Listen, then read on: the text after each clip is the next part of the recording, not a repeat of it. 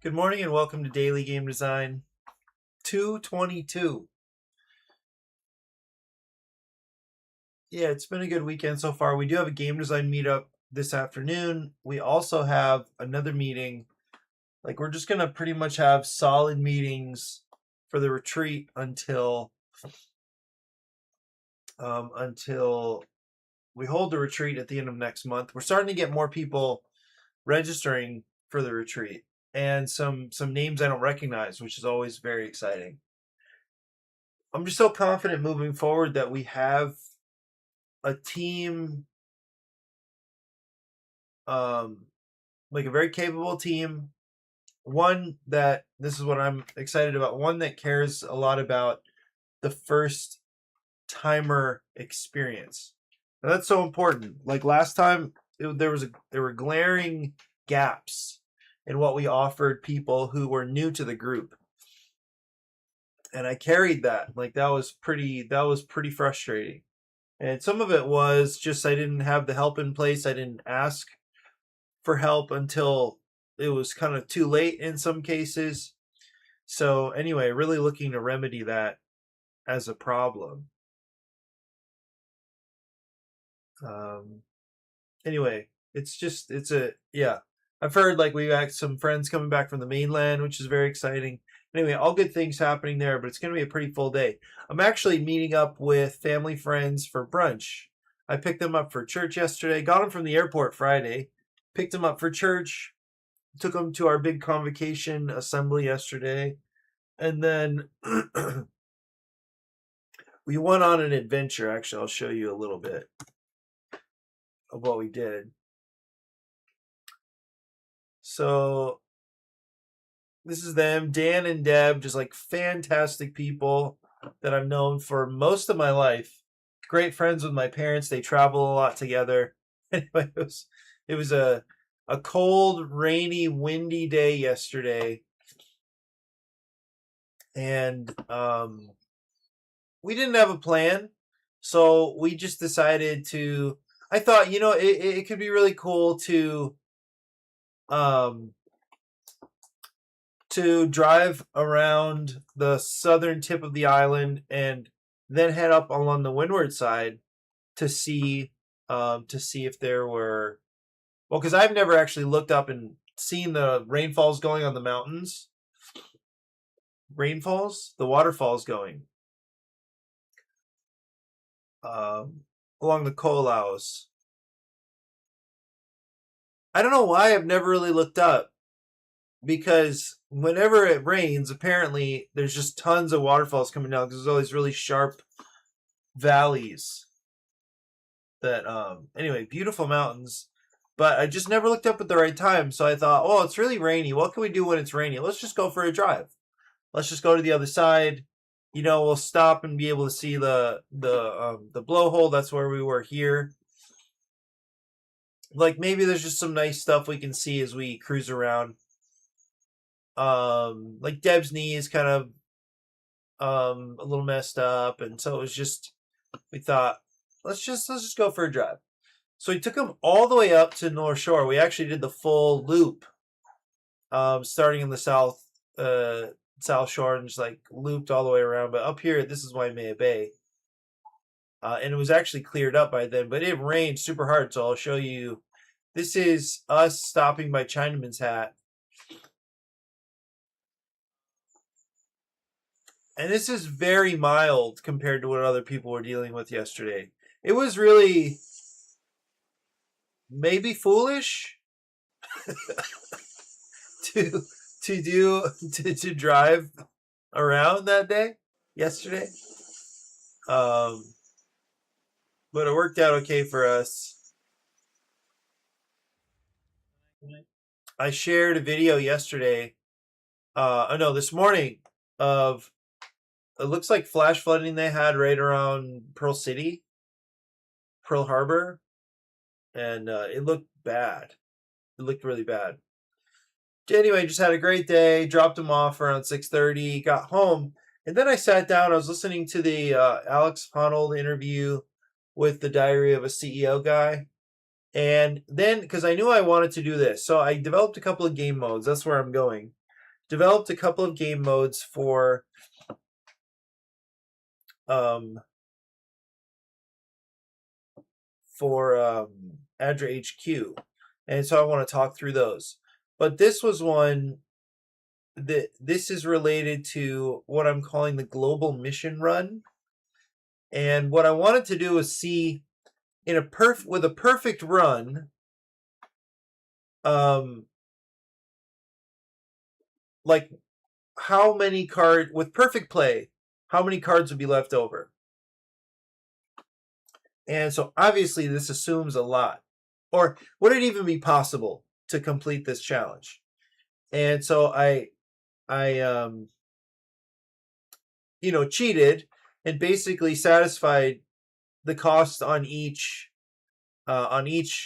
challenge on each mission card by just finding the right cards and laying them out next to those cards. So as you can imagine, there are 2 double water cards and 1 double apple card, double food card right here. So I did that for all the cards, laid them all out, and after that, there were only a few wasted icons, meaning everything could be matched perfectly. But then there were 6 cards left over. So with absolutely perfect play, it is possible to complete the global mission run. So I'll show you what that means in a second. I was slightly disappointed to learn, though, that my second layer of like quality of success is gone, and it was important that I actually stepped through like that process last night and just laid out all the cards while I was listening to that podcast, because I actually eliminated one way of tracking how well you did. So here's the global mission run. Basically, you take all of the mission cards, sort them by difficult or by icon number. So 3 icons, then 4, 5, and 6. That's the range of icons. And then build a deck with the 3s on top all the way down to the 6s on the bottom in order. And then you lay out the top 8, which is cool because it's all 3s, actually. It turns out perfectly it's all 3s. You lay out the top 8 as if you're setting up for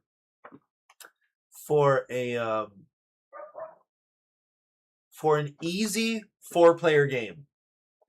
So it's just 2, 2, 2, and 2 around ADRA HQ. Then that's with 4 players. With 3 players, actually setup is the same for every version of this in terms of mission cards. But anyway, then the group would work through that stage of the run, completing those 8 cards, and then dealing the next 8 cards. So like in 3 minutes, I have a 3-minute timer going. And if you can't do the easy mode in 3 minutes, then you have trouble. That's like super, super easy mode because it's easy mode plus it's all 3 icon cards. So, anyway, actually, now that I'm thinking of it, you might see why that is a problem later. Okay. Then you complete that. You complete that stage. Then you lay out the next 8 cards. Importantly, because there's 24 cards total in the mission deck, which is perfect. So importantly, you do not take your cards back. So you continue with your same deck from where you left off. So now the players are kind of eating into their decks, and they finish stage 2, which is 4 and 5 icon cards. So we're ramping up in what these cards, the mission cards, need in terms of satisfying their cost. Then the last stage is 5 and 6 icon cards, and then you just need to complete it in time. And this is what I was hoping would be possible. So there's a rule in the game that if you needed to draw a card but you could not because your deck was empty, the team loses the game. In this version of the game, this is what I was testing yesterday. How many cards would be left over? Like, what would be the absolute perfect run? Well, it turns out that the perfect run requires that we break that rule. So what I was hoping, though, was that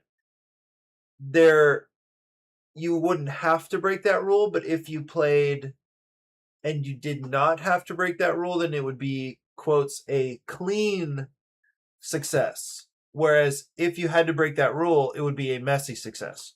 What I confirmed last night is there simply are not enough icons, simply not enough cards to have a clean success. So I removed that from the rules. Because down here, what I have are these details that you can track. And this is common to a lot of games that have this sort of challenge. You can like track as a team how well you did. And so what I have is the date, the team. You can write in the names of the team you played with. Failure, if you failed, you would check this box. And you would circle which stage you got to, and then how many uncleared mission cards you had left. Okay, and then if it is a success, then you just record how much time you had left on your timer.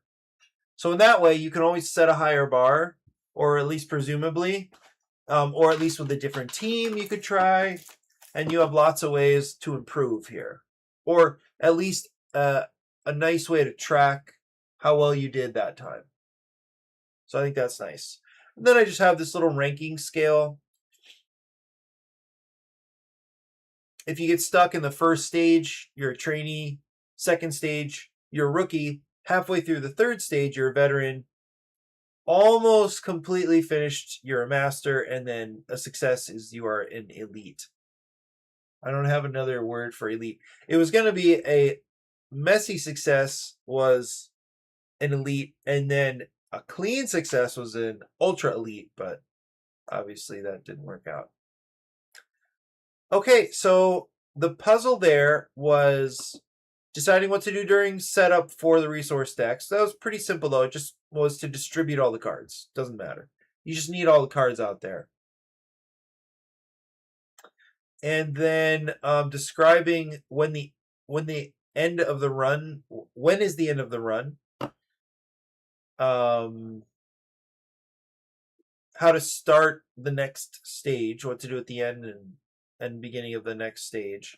And then just being sure to clarify that we are going to be ignoring that rule. Okay, so that is the global mission run. I'm actually pretty excited about it. I think this is the kind of idea that once players understand the game and are enjoying the game, it's the kind of challenge that they would like.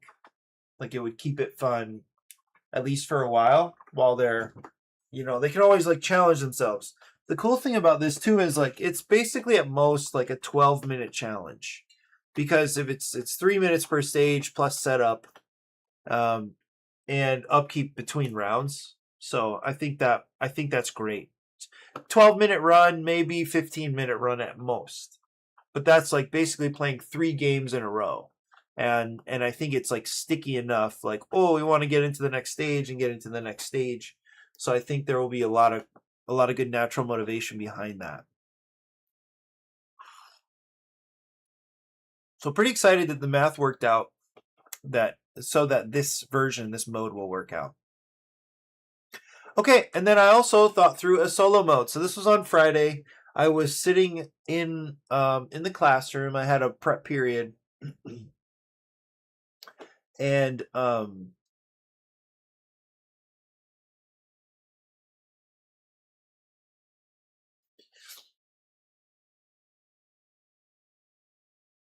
I can't tell if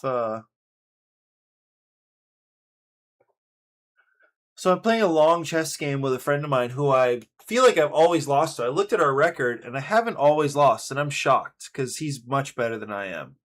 And so I kind of feel like I'm reading something wrong. But every game that I remember, I don't remember the games themselves, but I remember like the situation. I almost always go a pawn down and then just lose because he just chokes me. Look, he's quite strong compared to me. And so this time I'm just playing for a draw. Or at least I was, if I could get an advantage, I'll fight for it. I'll take a risk, go for an advantage. But at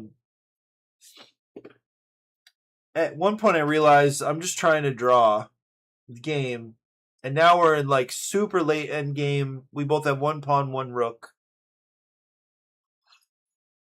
And I'm actually pretty proud of the game. But I just offered a draw, and I can't tell if he took it or not. Okay, so on Friday, I had a prep period at school, and so I developed this idea while I was there. And then I also, just for fun, toward the end of the period, thought through a solo mode. And what's cool is some old ideas came back. So, in the case of the solo mode, it is the same as like the normal game. So it's not, you cannot play the global mission run solo. At least I don't think you should. I mean, it's a million cards that you'll just be running yourself. But anyway, so I think just a quick game of like the normal game should be fine.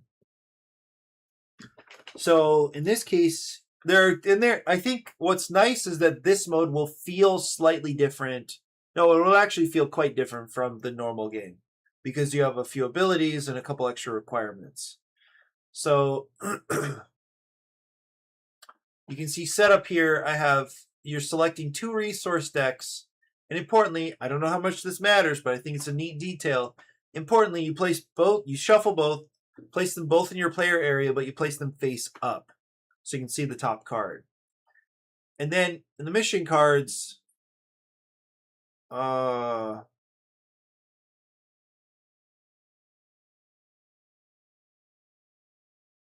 I just got a text from the folks I'm taking to the airport.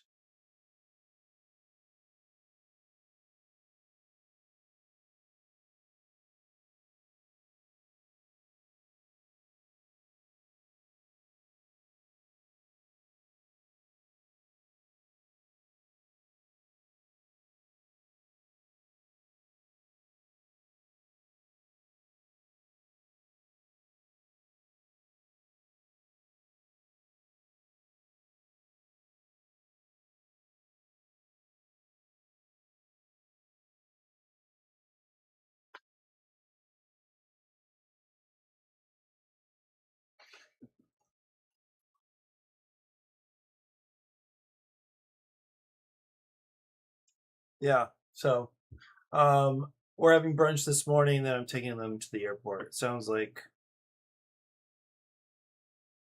they shut down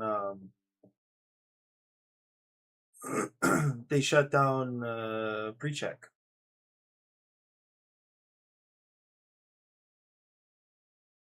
Anyway, I may cut the stream short a few minutes. I was gonna squeeze this stream in and then go pick them up, but we'll see. Okay, so solo mode. So you get the 2 resource decks face up. And so what that will do is when you replenish your hand, you get to choose from the cards that you see. And I'm excited about that idea because it should feel a little bit like a real choice. It might not be a real choice overall. It might be obvious that you should just take this double shelter card because there's a mission card that needs double shelter. And so it'll help you along the way. I think what I like about that is because obviously you don't have anybody helping you. You get this slight advantage by looking at these 2 decks that are different. They'll have different focus. They'll have different sets of icons. But it should it should make you feel at least like you have a little more control. So rather than being able to communicate with a friend and say, "Oh, I can play over here," you can just take the cards you need from the deck as you see it. So I think that's a neat detail. Okay, and then the mission cards, you just literally pick whatever difficulty level you want and set up for that difficulty level as if you were playing with 2 players. Okay, so gameplay. Um, Gameplay. So a few changes in how the gameplay works. First of all, and this is an important detail, if you want to rotate ADRA HQ, you need to pay a card. So you'll discard a card from your hand to do that. So a little added pressure to be super efficient. So I think that's kind of neat. You're going to be burning cards though. So I actually don't know if, like difficult mode, I don't know if it's possible. But I can try that out. Okay, and then here's the other one, the idea of a bomb that came back. I used to have, this was at one point a feature.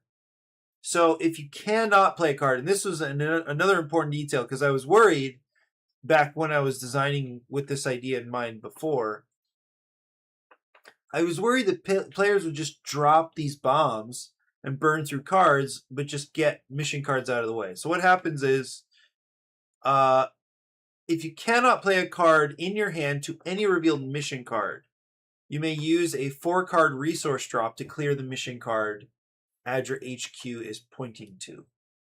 Okay, that's a little awkward there. I wish I didn't have to clarify this, but I think I do.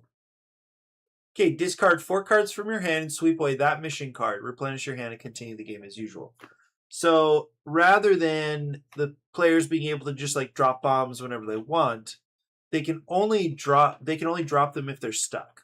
So rather than just like filling out your hand with cards, which you could still do technically, that is still a choice at the end of, taking 2 actions. Oh no, if you can't play a card, you actually still could draw a card. Let me clarify that.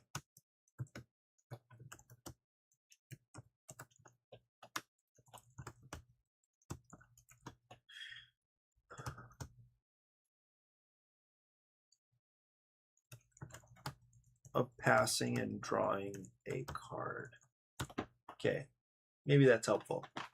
Yeah, so now you can either pass and draw, or you can drop a 4-card bomb and take out a mission card.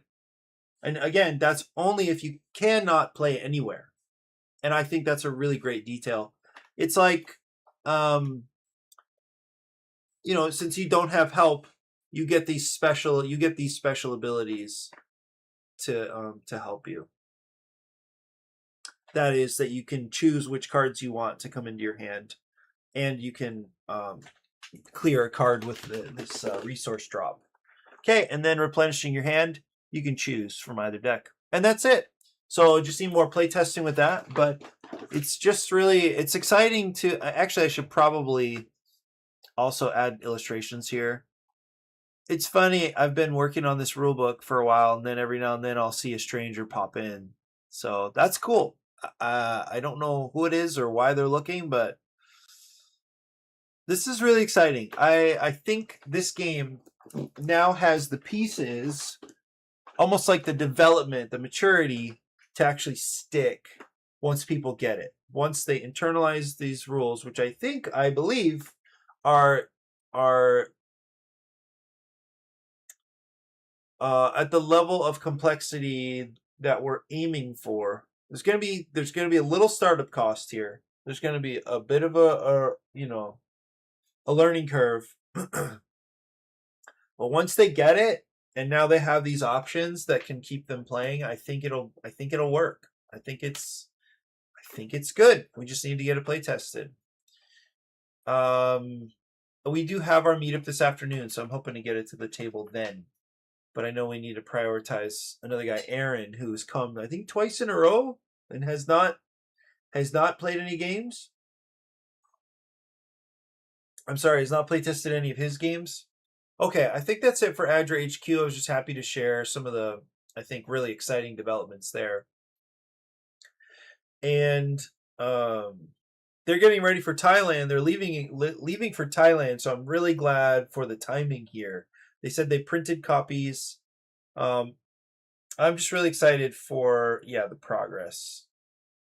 in the last couple of weeks.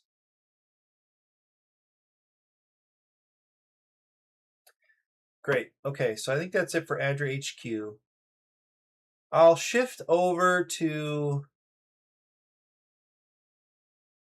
I'm going to shift over to looking at Party Wave. The reason I want to do this, because you saw that I have open, where was it? I think I just closed, no, maybe I closed it a little bit ago.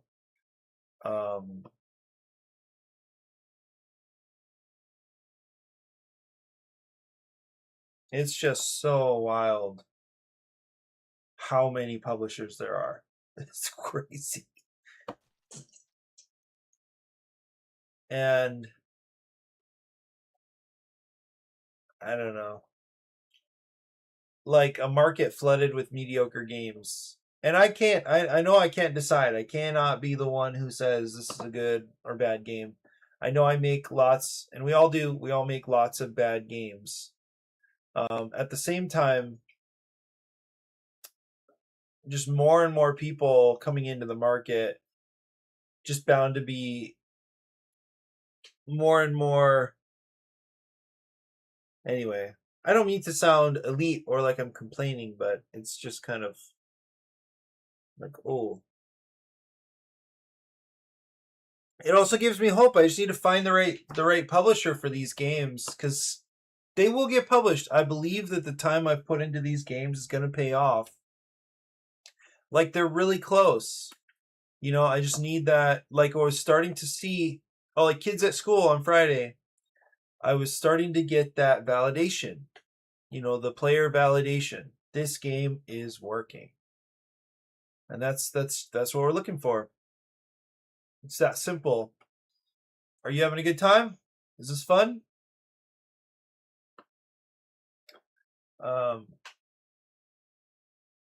Would you want to play again? Yeah, that's what we're aiming for. So I would love to just get all these games play tested today, but it's not going to happen. So priority will be ADRA HQ, then Party Wave, then Sugar Shack.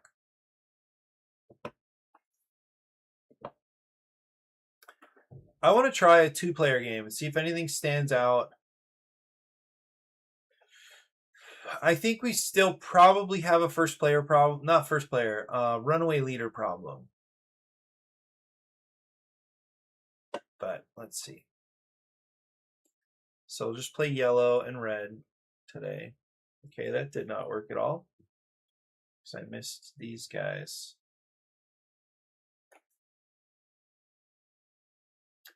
So music went well yesterday. I actually want to text our group, our group of musicians from yesterday.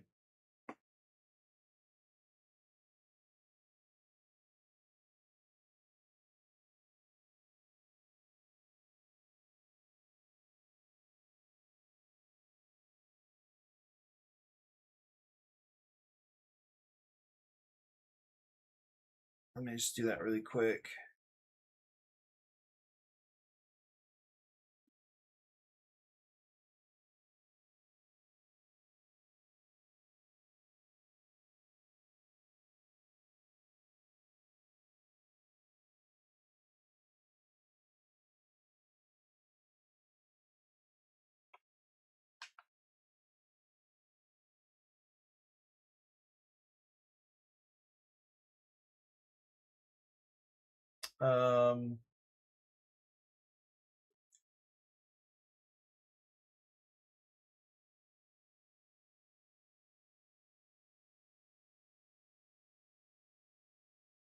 It was really a very talented group. Like, you know, we're not professional musicians. We don't get paid. We don't do this full time, but like very, very capable people. It was great. Like, it was really, really fun and quite easy. And, you know, just a little bit of little nudging here and there. You know, ideas coming from people here and there. And we really had a very nice time. Like, it worked. We didn't have a ton of practice time. Sound was kind of messed up, as we went along, but I think we were fine. In fact, I'm tempted to go look at the live stream. I can't imagine that it sounded great. But I do need to like temper my expectations with that kind of thing, because I know I can irritate myself with the way I sound and make lots of mistakes, like especially looking for harmonies without a lot of practice and stuff. So I think there will be plenty of that. Um, yeah.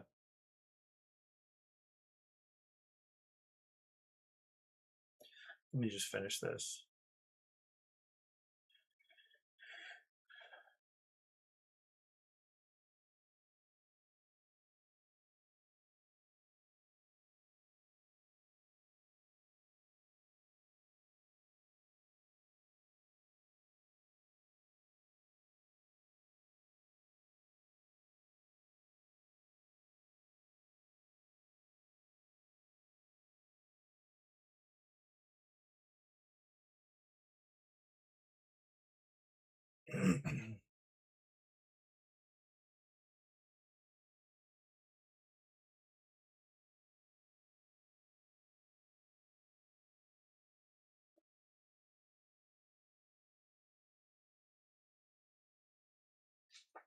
Really, like, I mean, actually, a couple, like one actually went to school for music, so like he's legitimately like well trained and like very, very good, a great anchor for us.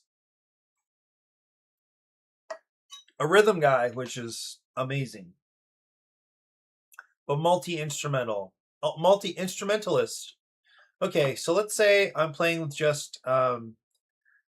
two players. The reason I had to limit the shapes that are available is because, limit them to 3 wide is because I wanted to just be able to use these two columns, these two numbered columns plus the one in the middle. Okay, so playing for yellow, and I think yellow believes it's best to rush the die at the start. Is yellow going to risk it? No, probably not. So that's actually a nice little pressure. So they could push. They probably don't need to, but then, oh, you know what? They'll still go for a shape. Now the question is, do they re-roll and just get 1s and 2s and 3s? They'll probably get a 3 in here, right? I think they'll risk it. Let's have them risk it at the start here. Okay, unfortunately, here's a 2, and I think they will stop. Because here's a choice. They could have said, well, I don't think red's going to catch up to us, or to me, so I think it'll be better if I just mark this one and roll 6s next time and just cruise in and get points. Okay, that didn't work out. Or they decided to push it and then got this 2. So they're still going to score one of these 5s, but it's not going to be. It's going to be 1 point less valuable than it would have been otherwise. Okay, red. If they had just stopped, in other words, they felt a little rushed, and so they decided, well, I think red's actually going to try to scoop now. The only thing is red doesn't have open water, so red is a little squeezed for choices there. Though what red could do is start with this 4. Actually, let me try this. I think red is going to try for this 4. Wait. Why did I do that?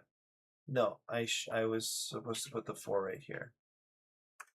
Okay, now let's call this the roll they had, the subsequent roll. Now they drop in the 3s. Now they actually need to. I'm going to roll for them. Okay, so they actually bust right away because they have no ability, and this is something they should have seen coming. They have no ability to change any of these dice to something useful to them.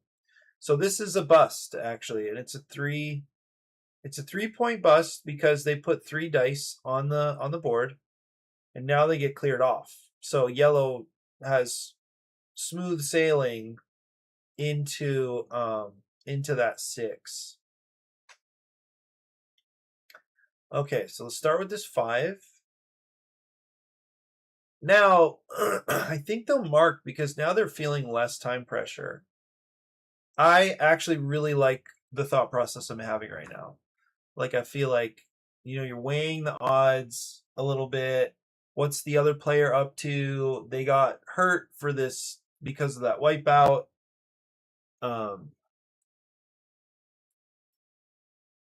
So I can take my time a little more.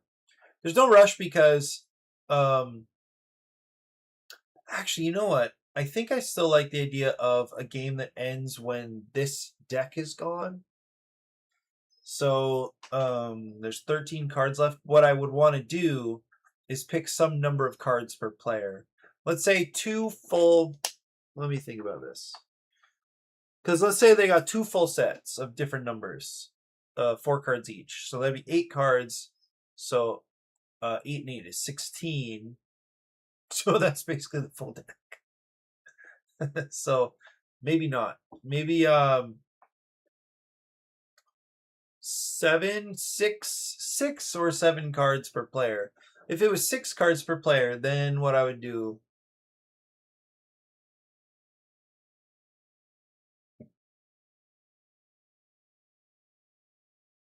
Wait, six cards per player means that I don't have enough of the original, of the regular group of cards, because I only have 20, I believe. So I would need 24 to have 6 cards per player at most. And I think that's good because 3 sets gives you some points. It's not great, but like you'd get 12 points off of this set right here. And making 6 shapes, I think, is reasonable because that's essentially 2 shapes per wave. If you get 3 waves, right? Why would you only get 3 waves though? No, I like this. I think this is unreasoned thinking, but I think it actually sounds like it could make sense.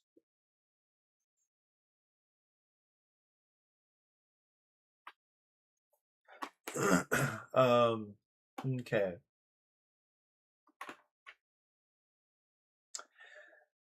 Well, I like what's happening so far, but it's still a question of how does the game end? And I think the game ends when this deck runs out. Okay, so now red can choose just everything. So let's have red, because we know yellow's gonna take take that 6. Let's have red start in the back. And red is still into making shapes. And I think they'll make the 5, actually. Make this 5 shape. And roll once more. All 4s. This is actually interesting. So I'm going to place all 4. And then scream down here. And what's nice is this is in 2 rolls. 3 rolls. There was the initial roll. Then I rolled again for 2 6s. Then I rolled again for 3 4s. So red flies down here and then is going to gain 5 extra points. So it's going to be 4 points from the shape, right? Because it's the lowest die that you've cleaned off the board, which is a 4. Plus 5 points. So that's actually a 9-point jump with good rolls. So that was actually exciting. And then they earn this 5. They draw, let's say they draw. Should they go for lucrative sets with longer shapes? I think small shapes are rewarded in a 2-player game. So let's go for that. All right, now yellow is hoping for a 6. That's one reason they marked. That's one reason they marked the bottom here. 5 is good enough. 5 is not bad at all. So they are going to jump in here. So first thing that happens is they score a shape. So they get this 1, 2, 3, 4 die shape. So it is, it's 2 being the lowest, plus the bonus for having 4 dice, which is 2. So that's 4 points. First of all, that's 4 points. Okay, now they score the bonus for ending the wave, which is 5 because it's the die in this place on the shore, and then I'm sorry, where the ending location is 5 plus 6 because this is the shore die. So that's 11. I need to move this. So they'll be at 15. So that's a nice jump for the first wave, for just one wave. It didn't work out exactly as they wanted. They wish they could have gotten here a little bit faster, starting so close, but it just didn't go that way. Okay. So these come off. And then this ticks down to a 4. I like what's happening here. They're fairly close, but red is going to strike next. Red can still make a shape actually and get in there. So let's see how they roll. This is actually quite tense and dynamic. I'm feeling good about the situation right now. So I think red might as well. They've got a 4 die right there. I think red might as well make this shape. And so far so good. They can take this 5. And now a 5 would be ideal. They didn't get it. They got 4s. But it's totally fine. So they're going to cruise down here. First thing is score a card. So they're scoring another 5. So they're building their set. Wait, I think I scored this 5 here. And this guy needs to refill. So let me do this. I think I'll take the 6. This needs to refill. Guess we might as well go for the big point set with the 3. Okay, so they score 4 points. And then another 8 points. So this is 16, so 20, 24. All right, then this ticks down to 2. They're only getting about 1 shape per wave, but that's because they're starting kind of close. And then red just really rushed it.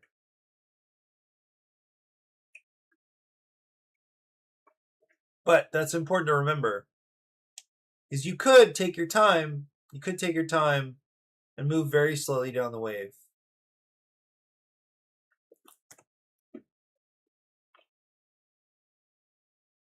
Okay, 6s looks pretty good.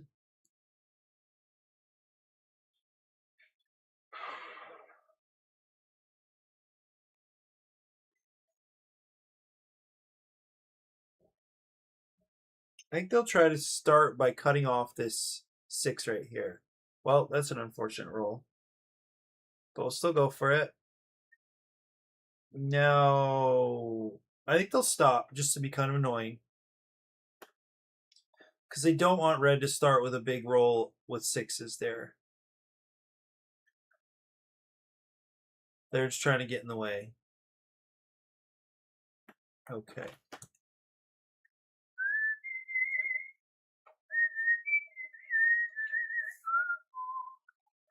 Okay, interestingly, also, why is this not moving? Okay.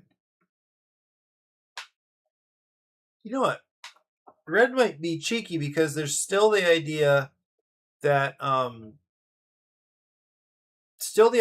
if you're in the way,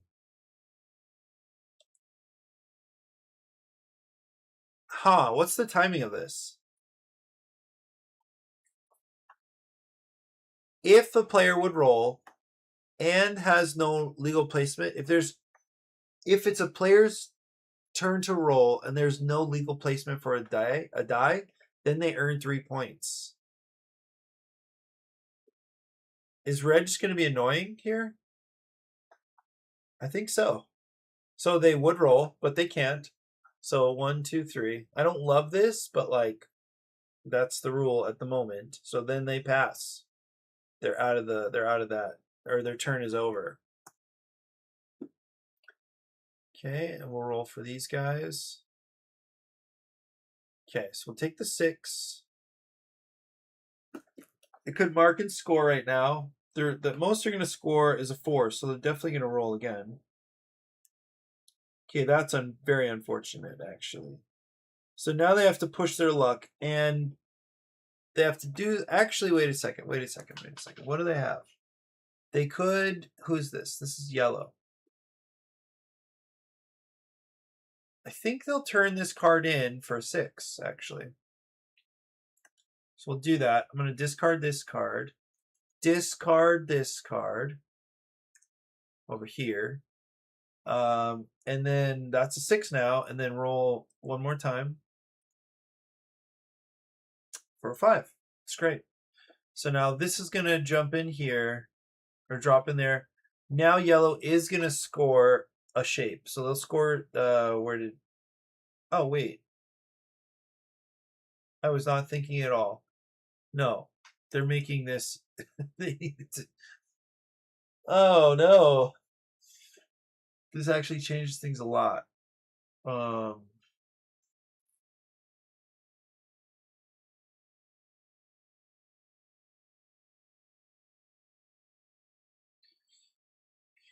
Whew.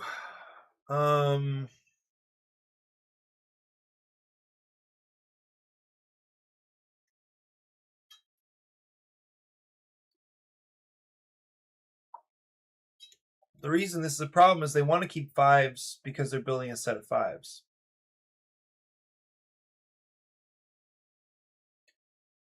So they discarded this 6, but that 6 is the thing that's going to let them score that shape. So they're actually going to fall off if they're not able to score this card. So they need to discard this to make it a 5. So that is something that is definitely a mistake. So this is a 5. All right, so now they score this 6.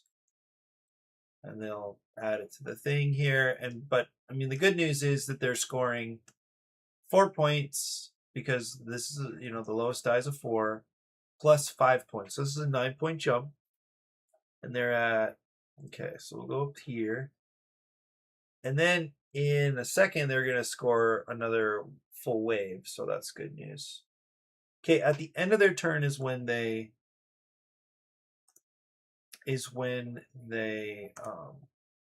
replenish their hand. So we'll take another 5. And I guess another 6.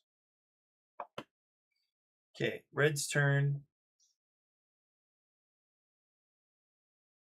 That was kind of a long turn, actually. Okay, unfortunate. But red's gonna try. Red's gonna try for that long shape of a 3. Okay, there's a 4. Might as well roll again because it's all about shapes. So I'm gonna take this 3. Okay, so he has the shape. Now does he want to roll? I think he'll mark it for now. Okay, then yellow. So does yellow have time to make any shapes? Yes, they do. So we'll go ahead and do that. Try to take our time here with a 6.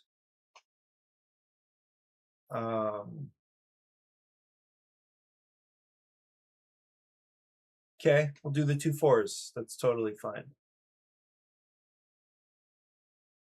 Okay, so this is actually it's gonna score. So we'll score this card, which is it's just gonna be the base number of points, which is 4. 1, 2, 3, 4. Okay. Then score 6 because of this combination of dice. So we're at 28.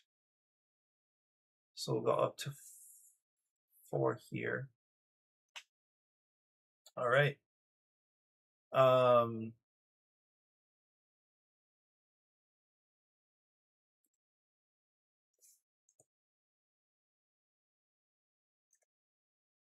Okay, and then this clears off and ticks down to 1.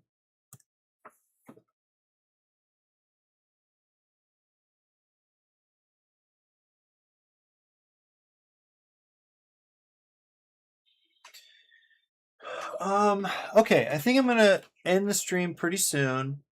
Just want to take 1 or 2 more turns. Just confirming that I like the problems I'm dealing with here. Because I really am. There are elements that I'm enjoying a lot here. Because it still feels pretty tactical. I'm still hoping to roll well. I do have, often I have the ability to adjust the die if I need to one that I actually want. In this case, it's not, I don't really. Let's see, the best I can score is a 3. So I might as well score this right now because I have a 5 starting there. So I am going to score this. And so that is, it's just 3 points, but I'm going to take this guy and try to score. Like that's going to be a 7-point jump if I get another one. Okay, then yellow.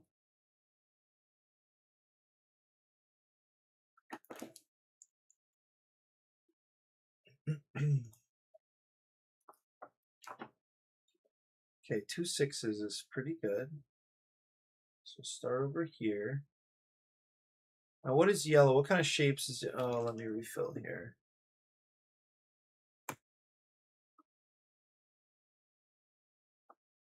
But I thought I needed to discard a card to adjust the die.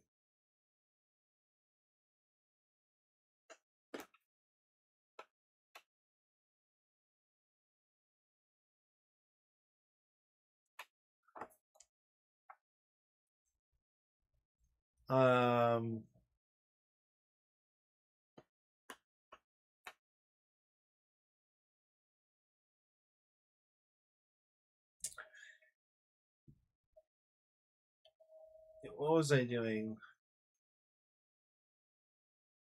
So I've gotten these cards. I need to draw another card.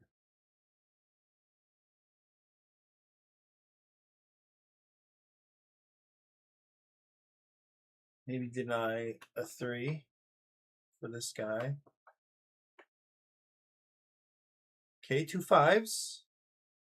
Do I want to try to make a shape or just run down? Well, yeah, there's less incentive to race down here. So I think making a shape is better. And I'll try to make a long 6. So it'll be like this, something like this. Sneak up behind. Okay, and now I can roll. Okay, this is actually very unfortunate because I could adjust this to a 3.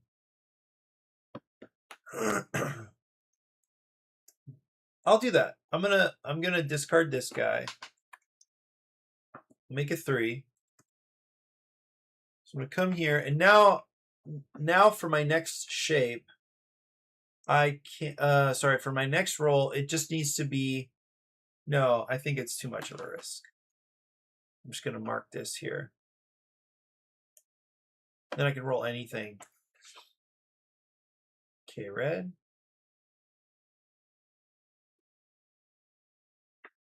6s, okay. So there is time to build the shape.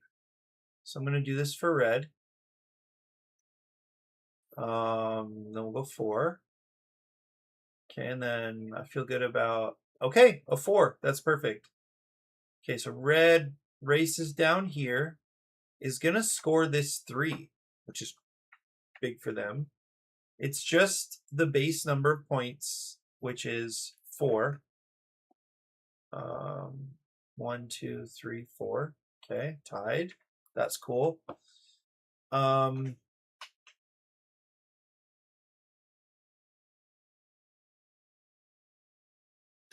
right, all right. I really don't know when to end. So I started with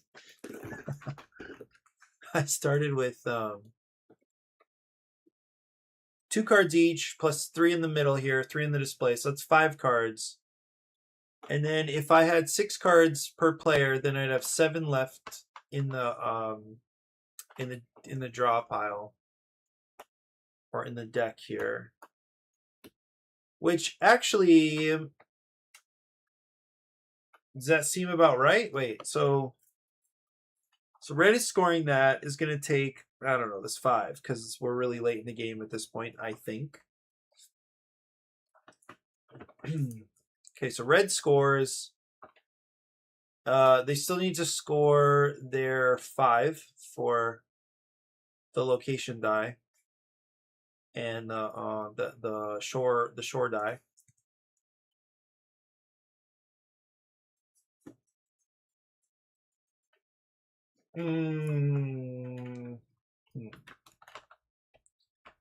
Like, should yellow get another turn? Don't know. Because I was gonna another thought was end the game sometime after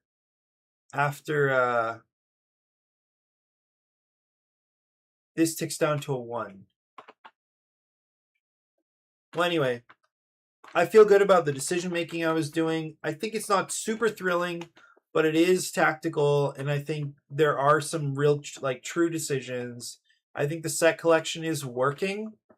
So, for example, this is an extra 3 points for yellow. 1, 2, 3. And that's it for yellow. And then this is an extra 8 points for red.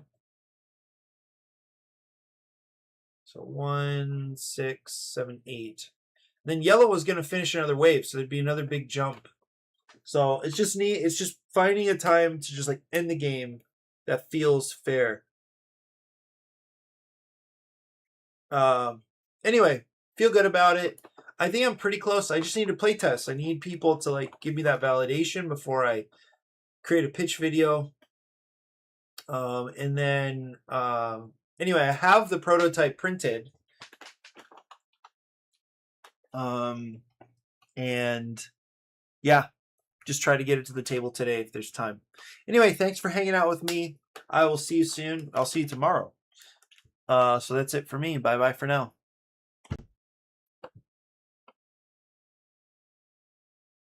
Look at, there we are. I don't know why it opens over there.